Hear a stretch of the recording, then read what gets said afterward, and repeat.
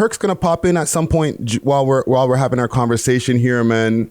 I want to start off by apologizing for yesterday, dude. We had such good content, man. I know. It happens though. It happens though. Also, let me know if you want me to switch my mic. I'm just speaking into my laptop now. But well, do you have headphones? You don't yeah, need them, but you sound good here, and I'm gonna be adding some extra oomph to it. So you know what I mean? Cool. We're good to go. So okay, I'm gonna just start from the beginning again. All right. You know, we were talking about how you moved around all over the place, you know what I'm saying? Starting with Parkdale and then like you moved to what you said, Thorncliffe. Am I correct? I was born in Hamilton, then moved to Parkdale very young, just when I was like a baby. And then my parents moved us to Sauga when I was around 3, and that's where I really grew up. But while I was in Sauga, I lived in Dixie and Bloor until I was like 10-ish. Just on Williamsport and then Havenwood as well. Like people from Sauga should know where that is. And then when I was a teenager, I moved to Acorn Place. Okay. That's on Ontario and Burnhamthorpe near Square One. So yeah, that's like, you know, I guess it's a hood in Sauga, I guess. You know what I mean? So it's an interesting dynamic over there.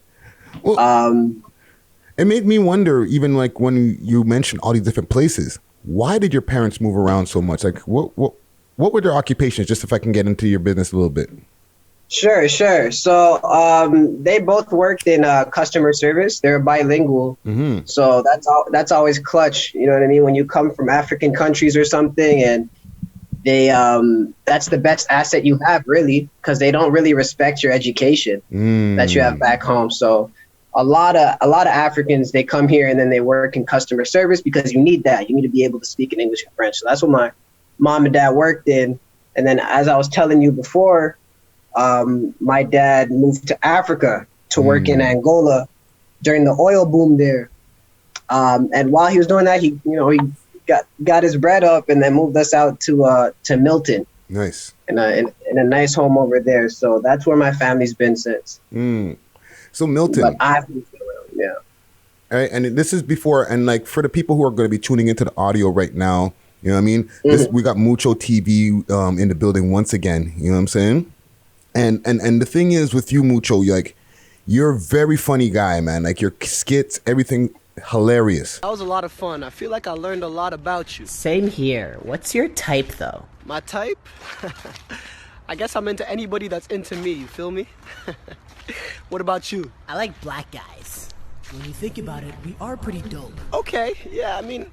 But I feel like there's a lot of layers that you have to you, because all comedians, I can't say all comedians, but a lot of comedians come from a place where there's either pain or there's different layers of different things that they got going on, and they express it in comedy. For sure. Right? So this is what I'm trying to get to with this here now. Like, for example, Milton, you probably like stuck out like a sore thumb out there, no? So I didn't really have any friends in Milton, but I went to a French school. Okay. And French school systems, they bus you from far. So I didn't have to change schools. I still went to elementary and high school in Sauga. Okay. I just had to wake up like mad early to catch the bus to get to school, right? Yeah.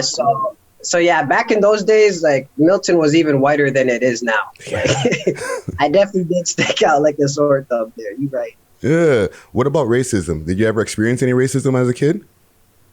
Man. That you knew of, that you were cognizant of? Yeah. You know what? Not really that hard, to be honest. Again, because I didn't really spend much time out there. I just went to school and back. But definitely when I went to University of Guelph, you know what I mean? That's like a different brand. That's like, it's a farm town, but they put a university there. So they get diversity during the school year, right? But you venture out a little bit and they're not used to seeing people like you. So I definitely have been walking to get groceries and heard like nigger from a pickup truck. Like I've definitely heard that. What? Yeah. That's crazy. So let's go through that. Like you graduated from University of Guelph, right? I did, yes. So what was your time like while you were in Guelph? Like, you know, you just explained like that one racist experience. Like, was it like a really frat party type of university? It was. It's not a top party school, but it's up there. You know what I mean? Like you'll definitely go there and have a lot of fun. It has a downtown that's crazy. You know what I mean? So I had a lot of fun there, and that's where a lot of my base, when I started making content, came from. Because you know I was a popular guy there. You know what I mean? Like everybody knew me at that school. So I kind of leveraged that into my initial following. So Guelph is weird because again, it's a farm town, but at the same time, it's one of the closest universities we have to the West End. You know what I mean? Yes. So you get a lot of people from Brampton, Sauga, West End, Toronto that go to school there. So I made a lot of friends that I know back here now too. Okay. Give me one of the craziest frat party dorm room stories that you could remember. Man, I'll give you a good one. Yes. So, you know the Nelk Boys? The Nelk Boys. I'm not familiar. All right, man. Have a good day. What's good, baby? What's up, baby? Go now, full flag. So they're a very popular Canadian kind of comedy group. They moved to LA, right? But they do like all these pranks and stuff. And they created kind of the term. It's like a very white boy term. It's called full send. Oh. They created that. So that's just how big they are. So they came back to visit Guelph because they had people over there, and they're throwing a party. And then my boys, you know, they're looking for motives that night, and they wanted to crash that party. My dumbass, I'm just like, yeah, whatever. Let's do it. So they tried to hop in through the back. They tried to hop in through the backyard instead of going to the front where they're charging at the gate. And then they got in there, and it was like 30 of their white boys that were fans that were trying to kick us out, and it turned into a brawl. It turned into a fucking crazy brawl with 30 white guys trying to beat up two of my boys. Whoa. And me just trying to break it up left and right and shit. And then it spilled over into the front, and then thank God somebody over there recognized who I was, and then I kind of peacemaked it, but we almost got into a brawl with the Milk Boys. Wow! Well, salute to the Milk Boys, man. They didn't even know though because they're inside, so it was really a lot of like their entourage and stuff. I saw them a couple months later, and it was all love. So, like, you know, those guys are in the comedy game, and you're in the comedy game. You know what I'm saying? You mentioned in our first run stand up, right? Yeah. How stand up brought you into doing the more online stuff.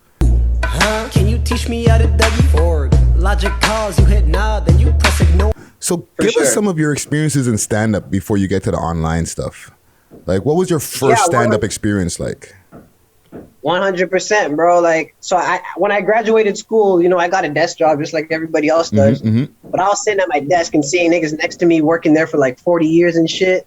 And I'm like, yo, that can't be my life. Yo, this is all their life is. They go home, they go to the wife, they watch Netflix, they go to sleep. I'm like, yo, that can't be me, man. Cue Beanie Siegel song, "This Can't Be Life." Yeah, that's a classic.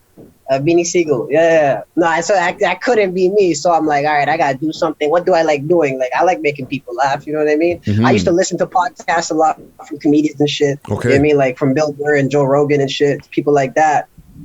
So I'm like, yo, I might try stand up. So I went on Facebook and shit, tried to see, you know, like the what's the nearest stand ups to me. I was living in Waterloo at the time. So the nearest one was Kitchener. I got on there. I was nervous as hell. You know what I mean? But I did well. It was my first set. I thought about it a lot. I only had 5 minutes or something.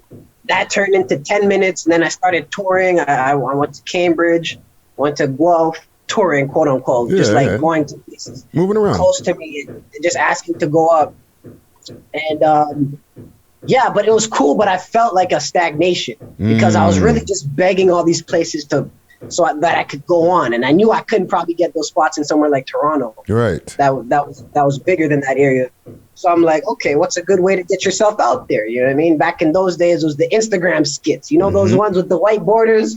Back in those days with the black text, like, when so-and-so happens. You know what I mean? Yep. It was that era. It was that era. So I got into my bag. I think I started 2017. And then shit just started picking up. The internet comedy just started picking up.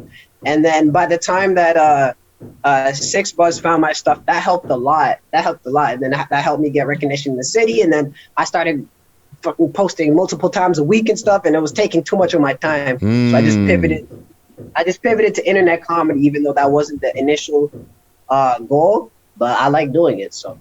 And do you think you ever go back to stand up? Yeah, 100%, man. Because once you get a big enough name in the comedy game, you know, and you want to go do live shows and stuff, you're basically going to have to circle back to stand-up. You have to give some people entertainment, you know what I mean? And if you could be a one-man show and you could pocket all that ticket money, holy, you're laughing, right? So Kevin Hart status. Exactly. So, you know, you look at all the guys, DC Young Fly,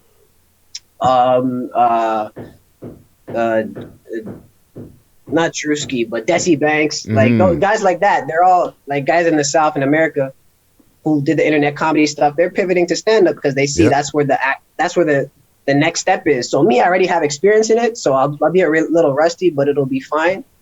And I actually got a funny story about that, about like these internet comedians who try to pivot right away because it's hard. Yes. I remember seeing Shiggy, Caravana 2018. I don't know, were you at that show? No, but I remember that going down.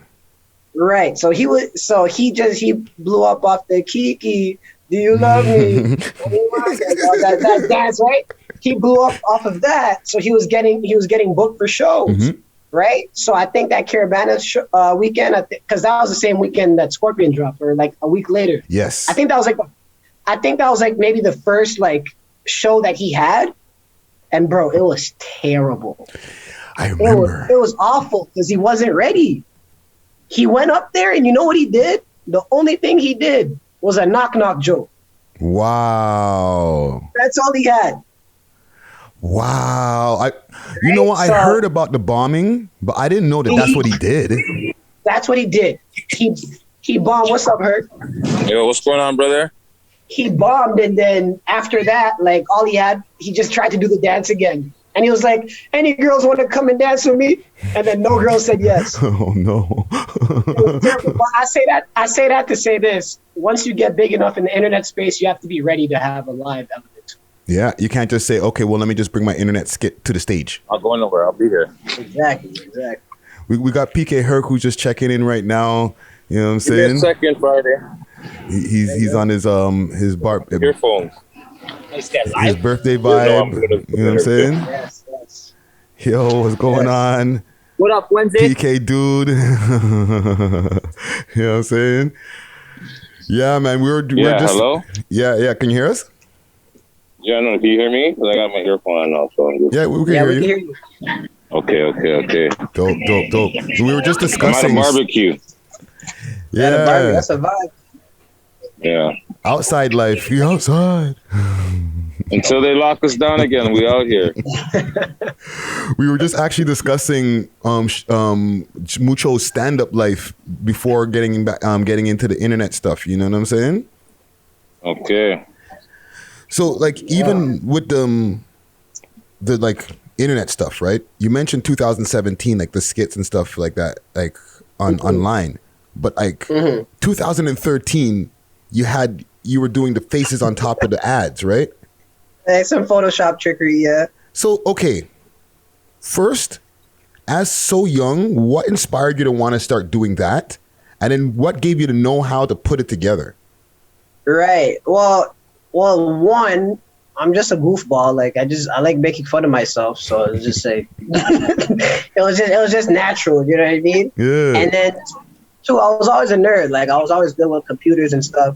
So if I see something that I want to do, then I just learn how to do it and make it and stuff. So you know what I mean? Like I've coded before. I've made video games. Like I know how to edit. Really? I know a little bit how to audio engineer. Like all that, anything with the computer, I could do. Dope. And That's impressive. Yeah, man. Is it all self-taught? Like everything?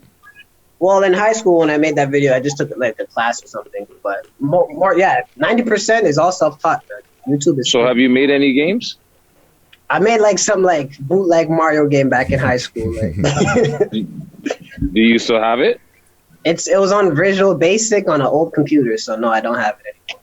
Holy. Okay. You might have to re-release that, brother. There's big money in indie games. You're right. You know, there's tons of money in indie games, bro. And that was before phones were booming, so or like smartphones were booming. So but think about it like this. What about Flappy Birds? If you can do something like that. I could have definitely. All right, so, yeah, it's simple right, as but that. you understand what I'm saying? Like, yeah. That's fucking sick, man. You're a man of many hats, bro. Yeah, bro. I keep busy, man. Fuck, man. Yes.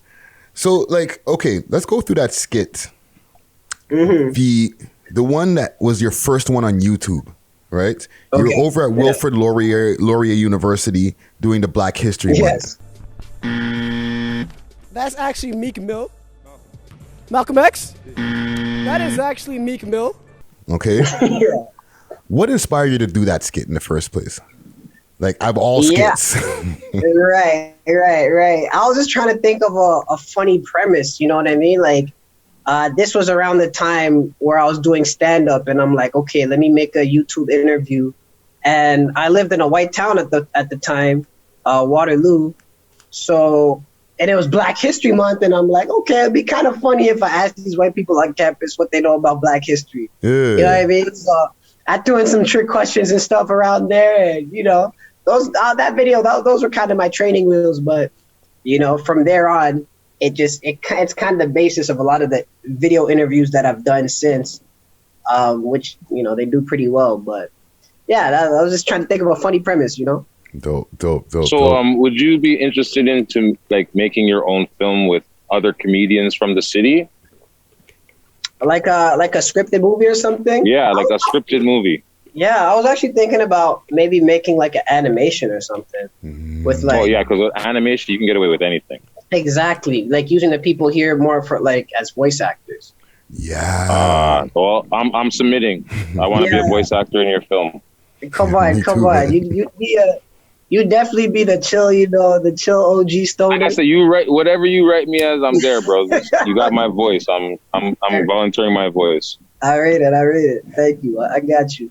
And even based on that, like, there's other creators that are in the city. Who else are you fucking with? Like, who's on your radar of other comedians, funny internet creators? You know what I'm saying? Yeah. I'll definitely give you some. So somebody who's like very versatile. Is definitely I Am Trezor. Okay. You know what I mean? He's the guy I made Welcome to Brampton with. Mm-hmm. Yeah, yo, his bag is crazy because he's musical with it, but he's comedic with it as well. So when I was first starting out, that was kind of an inspiration for me because I ended up mixing both. And actually, I didn't really blow up until I started making songs. So that's what like helped. Parody songs? Exactly. Like parody songs? Exactly. Those songs. So I know you're young and all, right? But are you a fan of Weird Al? Huge fan of Weird Al. Huge. That was a big inspiration as well. Like White and Nerdy and stuff like that. For sure. Okay. Yeah. Fuck, I didn't even bag it, but you're right. That is a big inspiration. So I Am Trezor for sure. Another inspiration was that dude McFly. Alumni. Right, exactly. Nice. Shit Toronto say back in the day, like when I was in high school, that was fire. Like I was like, damn, I want to do something like that in the future. For y'all entertainment. Yes. That was another. Yo, the best skit from I think like one of their best skits is when they were all four together. The two twin brothers, the two sets of twins. Yes. And there's this one skit where they have a guy named Wayne Perkle. I don't know if you know the guy who plays Wayne Perkle. Man, right? I'm blanking. Well, he's part of the original For Y'all Entertainment. Yeah. Right? So the one character, his name is Wayne Perkle, and he has a thing called Aidia Ting That. You understand what I'm saying? So a lot of the things refer back to him, say, yo, that's Aidia Ting That. Yeah. For example, I have French fries. Like French fries, going to the drive-thru and buying French fries. The man is like, potato and potatoes? Yeah, Aidia Ting That. My potato me yacht. Yo, and like stuff like that. His Jamaican, the more Jamaican like stuff like that, but take it in if you have a chance. Try to find it if it's still up. I will. Yeah, no, Yeah.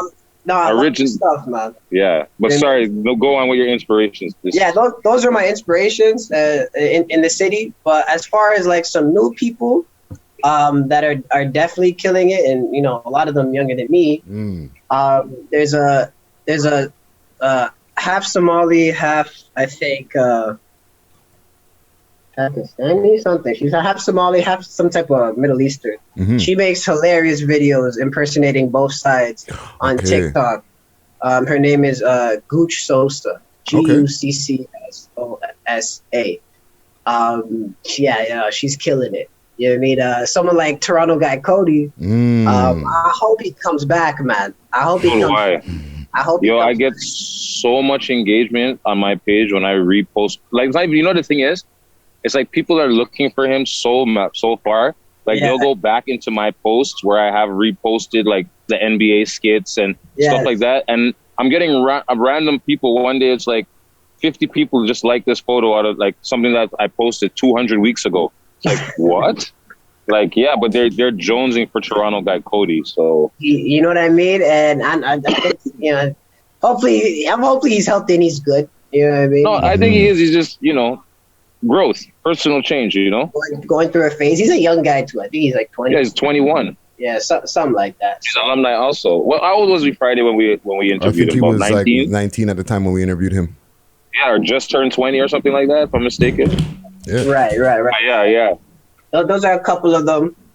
I could keep going, but yeah. Yeah, there's man. tons. 6 at 6, if you don't know, you know 6 at 6. Oh, 6 at 6. Yeah, that was a big inspiration too. I remember seeing his shit on Facebook. Oh, wow. Fuck. Back in the days.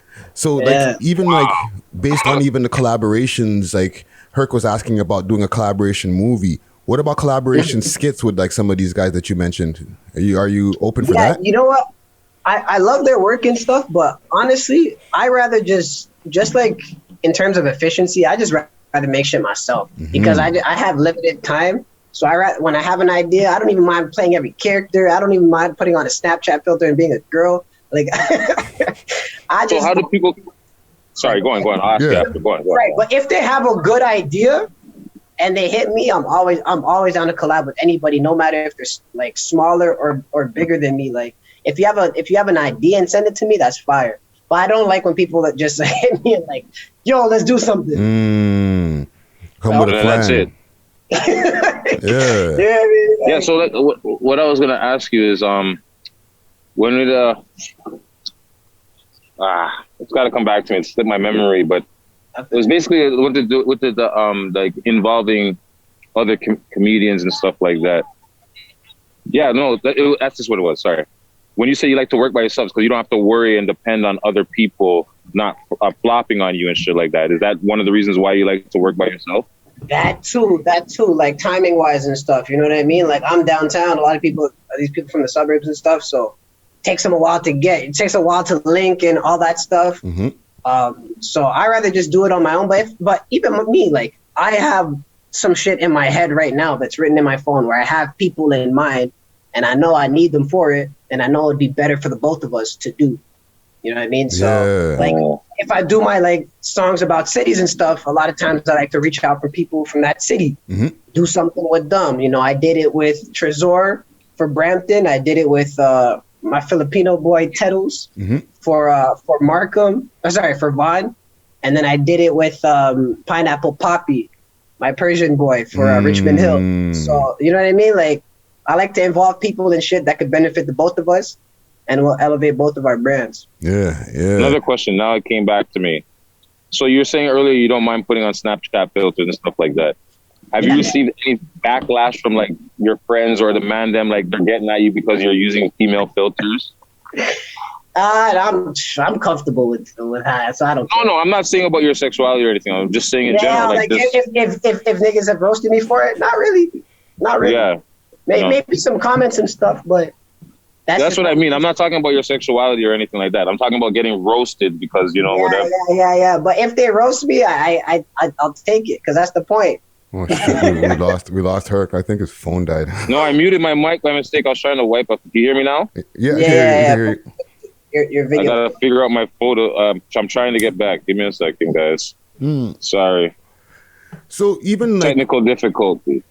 Even like staying on TikTok and stuff like that, like because you've been, we've found out about you more through Instagram. You know what I'm saying? Yeah. And Instagram has been the place for a lot of where people get their content off, right? Is it safe to say now for the comedians that TikTok is the place to go now? Yeah, 100%. Instagram is stagnating. So TikTok is where it's fresh because, let's be honest, when we go on Instagram, just you as a user, when you go on Instagram, more times if the video's too long, you're not even gonna play it. Yeah. You know what I mean? You're gonna maybe look for the girls with the big booty and like on theirs, or maybe see what your boys are doing. Mm-hmm. It's not dedicated to content. Yeah. But when you're on TikTok, people that go on TikTok, they're just there to be entertained. Mm-hmm. So it's more engagement that you get depending on the quality of your work. Yeah. Good, I'm good, Friday. I'm good. I just had someone, remember, I'm at a barbecue. Someone just rolled up and said hello. Yeah, that's cool. They don't know I'm in the middle of an interview. But yeah. Yeah. Sorry. Continue what you're saying with TikTok. Yeah, that's all it is. It's more of an entertainment-centric app. So people are there to get entertained. So posting content on there, it just makes sense. And things could grow faster there just because it spreads. You know what I mean? Yeah. So like you said earlier, previously, the TikTok, you said when you started, you first uploaded your old skits and stuff that. That's it. And that's what basically built your fan base. Exactly. I had no followers on TikTok. You know what I mean? And then I posted some old shit that I already made, and then it did well and stuff. A lot of the kids are young there. They didn't even see my shit from a couple years ago. Yeah. Well, you're right. Yeah. So it's fresh. Even though it's old, it's still fresh. It's old to you, but fresh to them. It's new content to them. Exactly. I can't assume that every human has seen my things, right? So I mixed it in, like reposting and then just getting familiar and making TikTok-centric stuff as well. And then it helped blow the thing up. So I have more followers there than IG. Wow. Oh, wow. And how long? So which platform you had? Obviously, you had Instagram longer. Mm-hmm. I've had for years now, and I've used it for skits since 2017. So and when did you start your TikTok? 2019 December. Okay, wow. So and you say you have now more followers on your TikTok versus your Instagram. Yeah, exactly. And you started with 0 followers. I just started with 0 followers, but that's how the algorithm works. If you make something that's good, it's going to shoot it out to people around you. If they like it and they share it, it goes bigger. But that doesn't happen on Instagram. If you have 5 followers on Instagram, nobody's going to watch it. That's it. You have 5 followers on Instagram. That's it. Yeah, if you have 5 followers, you have 5 followers. That's it. You gotta get it out the mud on Instagram. See, I didn't know that about TikTok. The fact that they'll, once someone likes it, their friends can like it, and it just goes like that web and just broken glass and just keeps going. That's what it is. It's really like a pure web effect on there. Wow, that's interesting. Because I viewed TikTok for like more of the youth and not like, I didn't view it like that. I thought it was the same type of thing as Instagram. It's a different ballgame. People, you don't even have to follow people on there. It just knows what you want to see. Yeah. So, like, okay, now you have Burundi parents, or you're from Burundi. Burundian is the expression, no? Or Burundian, yeah. With all of the comedy stuff like that and them being strict, they probably want you to be like, I don't know, like some kind of accountant or something like that. Were they against your skits? Were they like, yo, boy, you better, go do something else in the skits? You know what I'm saying? Yeah, well, I didn't tell them, but just to walk it back a little bit, like my parents, they're Burundian, they're African, but they're not strict parents, like they support anything I want to do. But regardless, I didn't let them know, because they did come here for a reason. They came here for me to get a good old job and stuff. And that's why I went to school. That's why, I got a desk job and stuff like that. But once they see other people send it to them, like, yo, is this your son? You know what I mean? Like, oh, okay. So what was that like the first time when your parents came in and asked you, yo, is this you?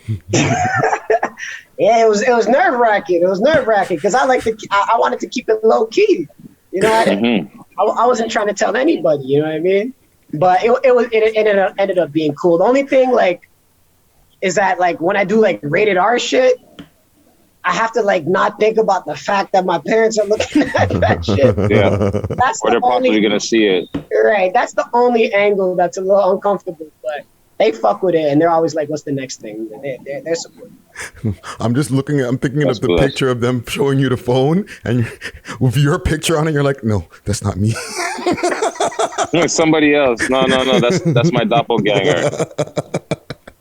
But so if you so are typically our Burundian are the parents like strict?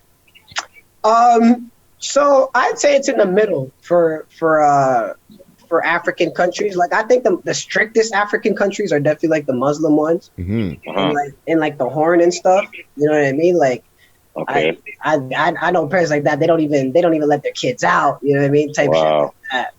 So would you ever? Oh, sorry. Continue. But but Burundians in general are pretty laid back. I would say. You know what I mean? Like. It's a country that neighboring countries go to party at. Okay. So would you ever consider doing like a skit, like, you know, what Burundian people say or how Burundian people act versus how like Jamaicans or Canadians or like stuff like that? Is that like? Yeah, I would incorporate it maybe as part of a lot bigger thing, but it's so niche, man. Like I'm the first Burundian you ever met. yeah. I won't even lie. Probably you are. Straight up. You know what I mean? So it's a little too niche, but I do plan on visiting Rwanda soon, which is the neighboring country of Burundi. It's the same people basically, and definitely like just connecting with some of the creators over there, seeing how we could grow. That would be interesting, actually. Exactly. You know what I mean? Grow our name out there. Cause I'm probably one of the. I ain't shit, but at the same time, I'm probably one of the biggest Burundians in the world, which is fucked up to say. Hey, hold the title, man. Embrace that shit. Yeah. Embrace that shit. You should put that in your moniker. Throw that up in the bio. I might just have to. So you might just be embrace it. Why not? Yeah. No, I put the flag in my bio and everything, but you know, just for sure, I want to increase the Burundian. Because that might make others that are on YouTube be like, hold on, this guy's claiming to be the most famous, and then the comedian from whatever, and then you might get a challenge. You're right. But there is a big time girl that's doing it in London as well. Only Bells. She's big time as well, but that's all I know. And interesting. We noticed it earlier, and we spoke about this with the first time about the Drake follow that you got. Just last year? No, just a few months ago. I think. Months ago. Yeah, shit. Yeah. So, you know, we know that he's tapped in with everything that's going on, right? Skit pending? Yeah, you know what I mean? My dream is like, because I made like a welcome to about every city, or not every city, but about a lot of cities around here and stuff. But I want to just end it with a welcome to Toronto with a Drake verse. Because I'm holding up on the Toronto. And so that's you want Drake to do a verse, or you're gonna remake a Drake verse? I want Drake to do a verse. You know what, Drake has that comedy edge, right? So he might, just because like some of the funny shit I see with him, like with Will Ferrell and other skits that he's done. Yeah. Like I said last night, yo, it's a trios, fam. Like, he has that comedic side to him. You know what I'm saying? So yeah, that would be a good. I would like to see that myself. Yeah, exactly. Right. So when I made my Welcome to Ajax video, that was before he followed me, but I saw he was fucking with that one too. So so you see him in the comments or something? Six Buzz reposted it, and he was like, he liked it or comment. I think he just liked it, but yeah. Okay. And no communication with him yet? Sorry? No communications with him yet? No DMs, anything like that?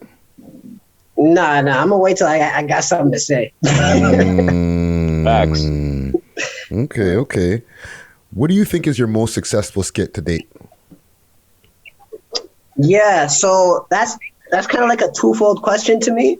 Cause like globally, I made a skit on TikTok called "Science That Black People Don't Believe In." Mm-hmm.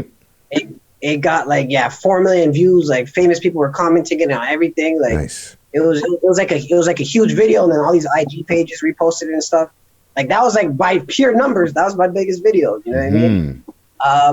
But like when I'm walking around and shit that people recognize me from, so probably like what's the biggest locally is probably definitely Welcome to Brampton. Welcome to Brampton. Okay, and what's the view count on that if you were checking? On my page it's probably like 100,000 or something on my IG page. But on Six Buzz, I'm sure it probably got to like 1 million or something. Wow. So having 4 million views, what is like, so the page structure, not to be in your business in your pockets and shit, but the page structure is different, say, from like YouTube, right? Yeah. So 4 million views on a video, that's like a nice chunk of change, no? You would think don't need so, specific numbers, but like, you know what I mean? Like, I'll give you a specific number. It's 0. Oh, okay. Wow. I thought they were paying people like TikTok. They only do that for Americans. Mm-hmm. There's a TikTok creator fund for Americans. So an American that's on that creator fund, you have to like qualify for it, but they would get paid for that video. So. That sucks. Okay. Sorry. I didn't mean to hurt your feelings or make you bring up any fucking sour apples, sour grapes. Well, there's a thing. That's actually, it's a good thing because how do content creators monetize? Yeah, like most content creators, to be honest, they monetize like on IG, like they monetize by stories damn near every day. Like, you know what I mean? Like, yo, rappers, comedians, anybody, I'll give you a repost right now, $50, $100, $200 on their story, and then you know the IG game, you know what I mean? Yeah. And then on their page, on their page you do more, and then there's a lot of marketing companies that reach out to people like me, and they're like, hey, do you want to do something branded, stuff like that? And then on YouTube you get direct monetization. You know what I mean? And then on top of that, back when things were open, MCing, hosting, things like that, using your names for that. So I used to do that more. Like I'd host parties all the time because I like turning up. You know what I mean? So I just get paid to turn up. Why not? All right, I mean, just get paid to do it. You know what I mean? But me personally, I have a more long-term view. So I like people that follow me to see nothing but pure content. You know what I mean? So I don't even accept promotions. Okay. You know what I mean? I get the little monetization from YouTube and stuff. Me personally, I got a day job that has me doing fine. So I got a long-term view for the content stuff, where once my stuff is big enough, then the money starts rolling in. So would you ever be like up to working like or having with something? I think it's a dumb question, but would you have anything like wouldn't be working with like Netflix and let them do a stand-up? Remember, you say you were a stand-up comedian at one point. Yeah, man, I'd love to do a Netflix stand-up special in the future or something. You know what I mean? But even something that's closer to what like Andrew Schultz does, if you guys know what he. Yeah. So you saw his special on Netflix, right? Yeah, I did. Right. So something like that, I definitely think that's in my wheelhouse. I could definitely do that. Yeah. Like just breaking down topics and stuff like that. Exactly. One more quick question. When you're writing comedy jokes for your skits versus stand-up, is there a different vibe or it's just the same? Huge difference, because when you're writing stand-up, like you got like, you can't write it word for word. You know what I mean? You got to go up there and know the general points you're hitting, say your piece, scan how the audience reacts to it, record it, and then keep tweaking until you got an actual good product. Yes. You know what I mean? The first time you do it is always going to be ass. It's not going to be good. You know what I mean? Especially if you're a beginner. So honestly, most comedians, we write on stage. As you feel. Exactly. You know what I mean? Yeah, you listen for the joke, for the laughter back. Yeah, exactly. It's kind of like when MCs act like they're freestyling, but they have like 8 bars out of their 16 is pre-written. You know what I'm saying? Exactly. And they wait for the ooh. Yeah, and then they'll start elaborating more, and that. Right, that's staying. Right. That worked. Yeah. last couple of questions that we have here, like with the Toronto scene, right? It's evolved over from, you know, TikTok, from Instagram to TikTok. You know what I'm saying? All of the content creators that you mentioned in earlier in our conversation to where we are now. Mm-hmm. Do you think that we're elevating, or do you think that we're kind of like plateauing right now, or going down? I think definitely it's just changing. Like the IG skits and stuff, like that's a finite thing. You can't pump out new skits every week. Like it's a finite thing. Anybody who uses that has to use that as a platform to go to the next level. Mm-hmm. You know what I mean? So there's going to be new people that come around and that start with the skits, but you just got to see if those people are adaptable to go to the next wave. So the IG scene is definitely plateauing. You know what I mean? Like when we were talking about it before, like there's that peak of like 2018, 2019 where it was fresh. You know what I mean? And everybody was growing together and stuff. Like, you know, Six Buzz, you know, helped with a lot of people. Pages like Keep Six Solid, 6 words. Mm-hmm. You know what I mean? Yeah, 6 words. All of those, like we're all growing at the same time, and we helped each other and stuff. And then now it's all about the next level. You know what I mean? Yes. So one thing that's evergreen and that won't change like these mobile apps is YouTube.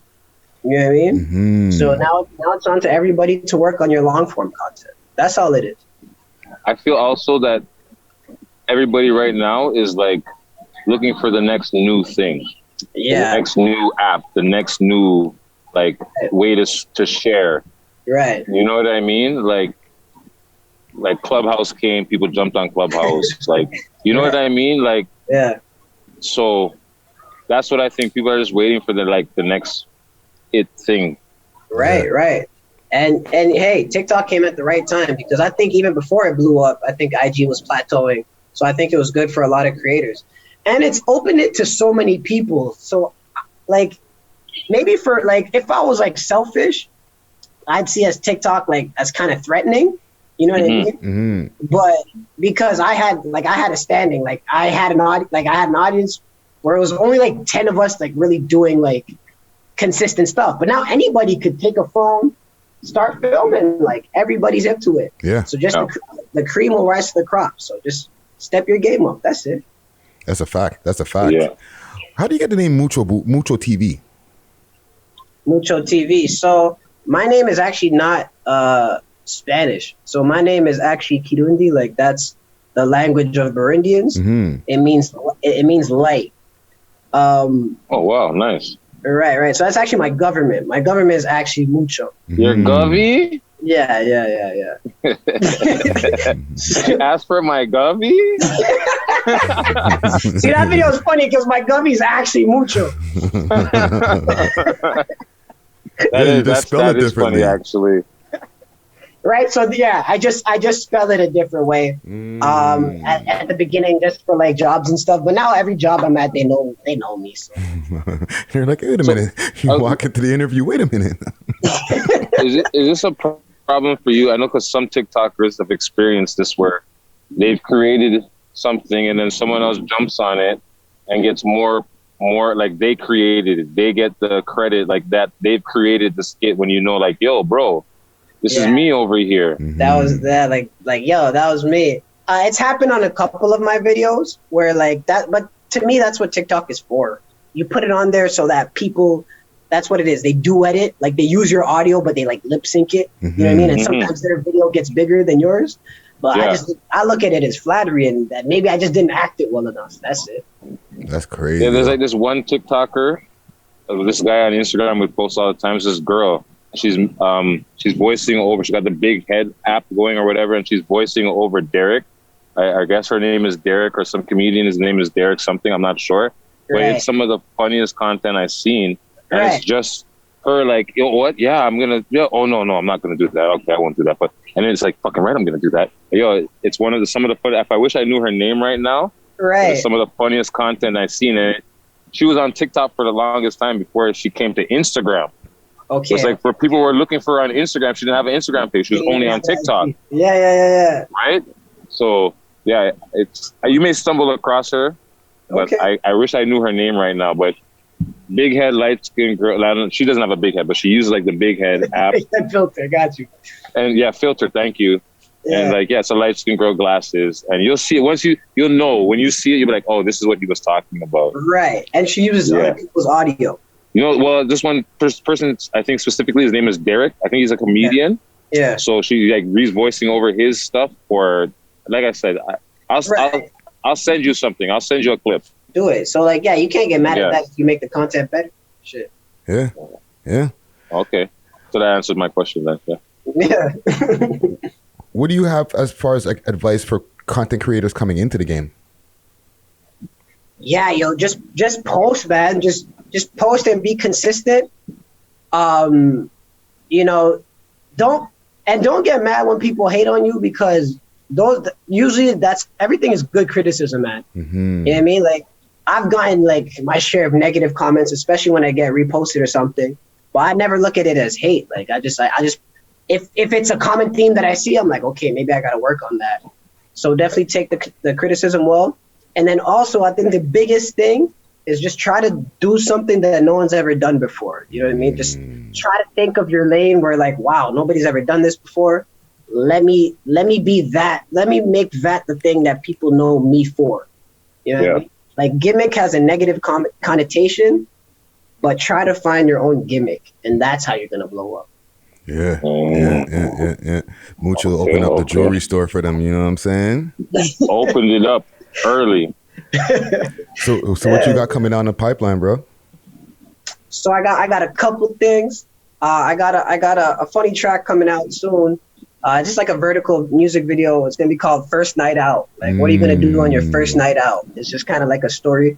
You know what I mean? Because everybody, you know, you're outside now, and everybody's been thinking, like, what am I gonna do? Your first night out of lockdown. Yeah, exactly. You know what I mean? So I'm gonna drop that soon. I'm filming Welcome to Montreal, not this weekend, but the weekend after. So that'll be dropping soon, hopefully.